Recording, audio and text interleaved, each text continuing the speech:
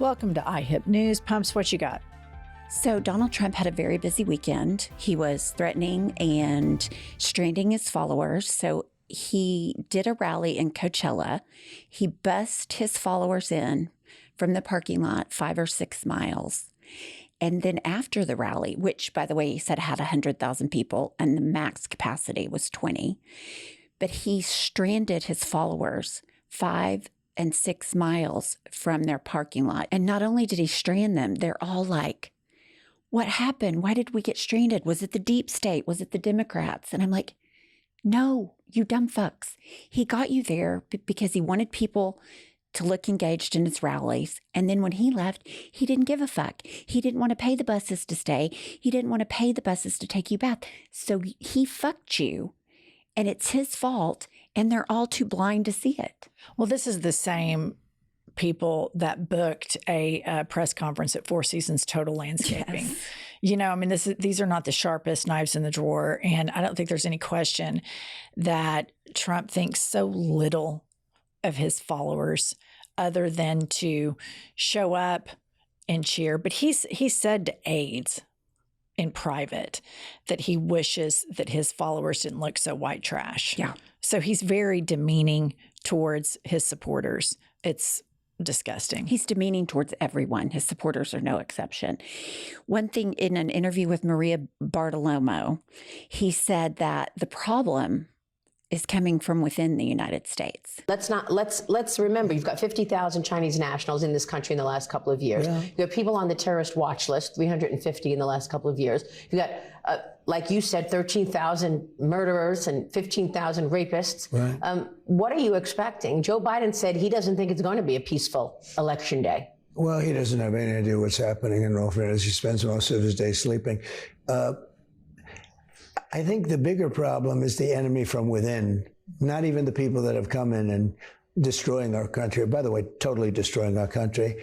The towns, the villages, they're being inundated.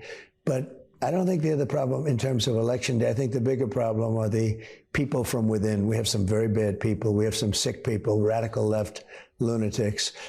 And I think they're and it should be very easily handled by, if necessary, by National Guard, or if really necessary, by the military, because they can't let that happen. He seems to forget it was his followers that tried to stage a coup based on his lies and him firing them up. He also seems to forget that he is the one that keeps saying words like bloodbath and that he will not accept the results of the election unless he wins. So my concern is not with the people on the left. It's with the people on the right. What he's saying is fascism. It's a play out of Hitler's playbook. He's gone full-blown Nazi, and he's gone beyond now. He's widened the scope of people that are in his range. And first it was, let's all consolidate and hate immigrants. And he's riled up his base with all of that red meat because for some reason, these people like to hate other people and like to demonize other people. But now it's even anybody who doesn't support him. Right. And this is a fundamental difference between voting for Trump and voting for Kamala Harris. If you vote for Trump and you've heard him speak, you're voting for a person that wants to turn the military on its own citizens. It's not just, he's not a president for everybody. He's going to be a dictator. Those are his words. And all of his language, all of the people surrounding him support this contention. A vote for Kamala Harris means even if you hate her and you cannot stand her, she's going to advocate for laws and protections that help you. And I don't know how you get people to see that. I'm at a loss that the race is this close. Mm-hmm. I'm at a loss that people hear the hateful rhetoric that comes out of that man's mouth and go to church and claim that they are loving people, that don't judge people, and then they go vote for that guy because it's duplicitous. You know, they like the cruelty. They like that this guy picks on people. And I guess they like it owning the libs. That's their thing. Here's the thing. I don't relate with his followers. I get so mad at his followers. I don't want them to hurt. I'm fighting for his followers right now that are in the closet. I'm fighting for his supporters right now that are going to have complications with pregnancies or get raped. I'm fighting for his followers that need discrimination protections. I'm fighting for his followers so that they can have the minimum wage raised, so that they can have a higher quality of life. Do I like them as a group? No. But do I hate them and want them to be damaged and hurt and have the United States military turned on them? No. And that's the fundamental difference. So all of this bullshit that comes from polite Republicans that say, oh, we just really like his policies, it's just such bullshit. You like the cruelty and you know it.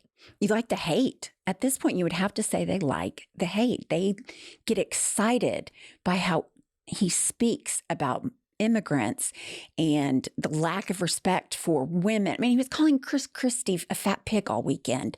You know, I mean, it's like the name calling. They like the name calling.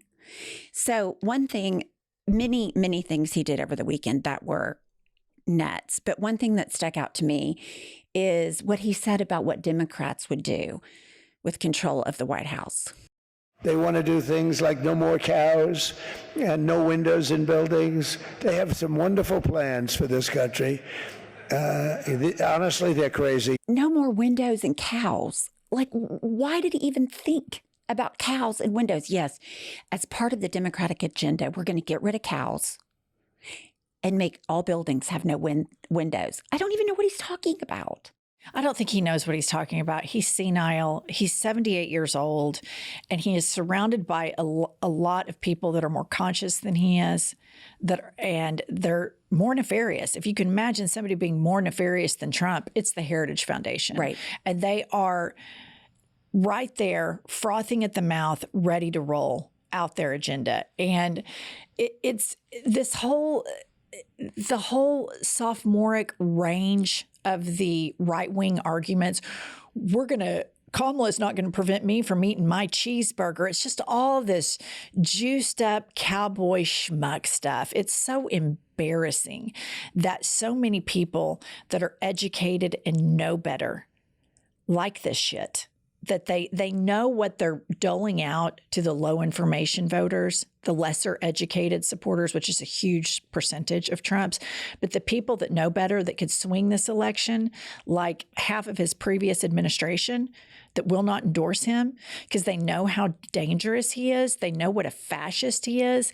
They hear the same alarm bells going off that they heard, in the formation of the Nazi Party in Germany. And it's just, there is a cancer in this country of tribalism where people on the right that operate out of fear immigrants, and now they fear liberals. Right. But on the one hand, we're latte sipping woke people that can't even say what a real woman is. But on the other hand, they're terrified of us and they want to turn the military against us. They're just not even rational arguments from completely irrational people that are very broken. Donald Trump is a very broken person. J.D. Vance is a very broken person. The Heritage Foundation is just a group of sociopaths that got together that know exactly what they want to do, and it is legislate cruelty and form a post-constitutional America. This show is sponsored by BetterHelp. Pumps. Sometimes it's just so hard to be an adult and face all of the things that we have to face each day. Sometimes I feel like I'm not myself, like I'm wearing a mask.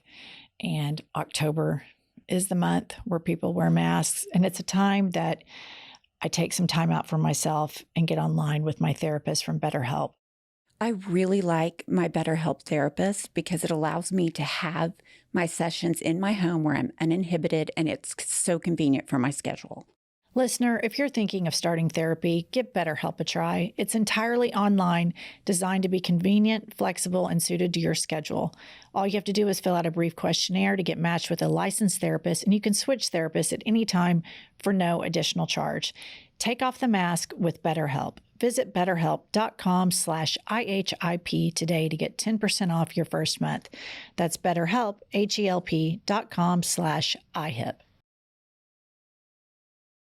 It is, and it's so disturbing, particularly when you think that Donald Trump is 78 years old.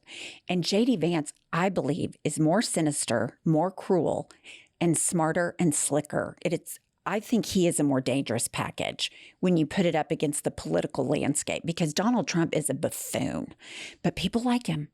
I don't know what. I don't know why that is. So the last clip I want to play is something that just hit me personally. It just made me so fucking mad. Kylie, play it. She actually created an app, a phone system where they can call up. I mean, she's a criminal. She's a criminal. She really is. If you think about it. Okay, number one, she created a phone app. Who is he talking about? Kamala Harris. So she created a phone app, but he doesn't tell us anything about it because she didn't create a phone app. But then he calls her a criminal. And that goes all through me because he is a convicted felon. His Trump organization is convicted of tax fraud. He sexually abused a woman, defamed her, fraud in his business, and he has 3 other pending criminal actions. And for him to sit there and have the hubris to say that she is the criminal when everybody knows, I mean, it is common knowledge, he is the criminal. So it just infuriates me. So many of the things he does infuriates me. His ability to project on other people exactly what he is, and his followers do not see it. They believe it. It's a microcosm for the sickness you referred to. But this just struck out at me because I'm like, motherfucker, you are the criminal. Full stop.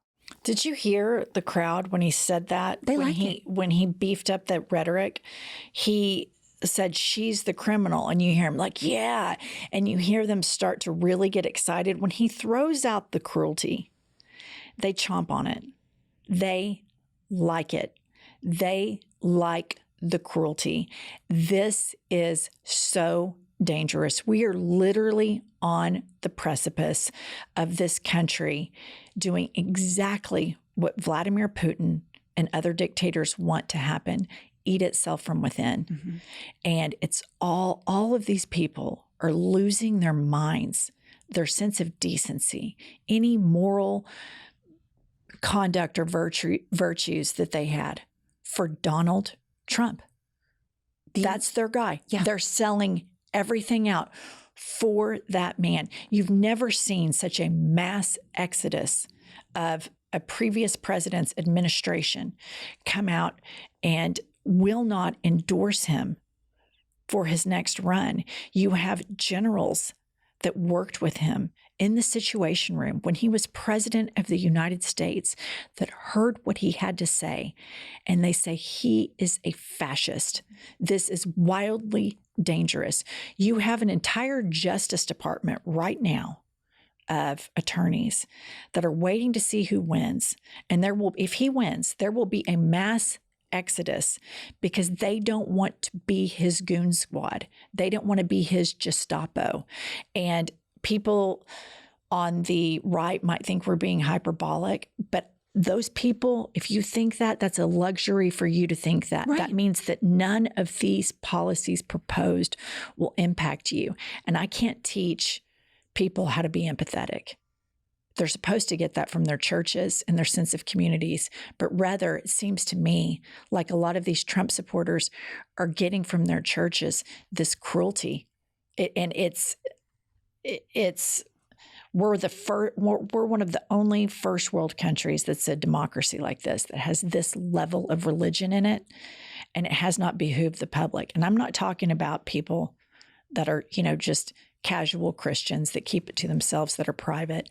I'm talking about all of these mega churches and all of these whack jobs out there that preach hellfire damnation from the pulpit and instruct their followers to go vote for Trump.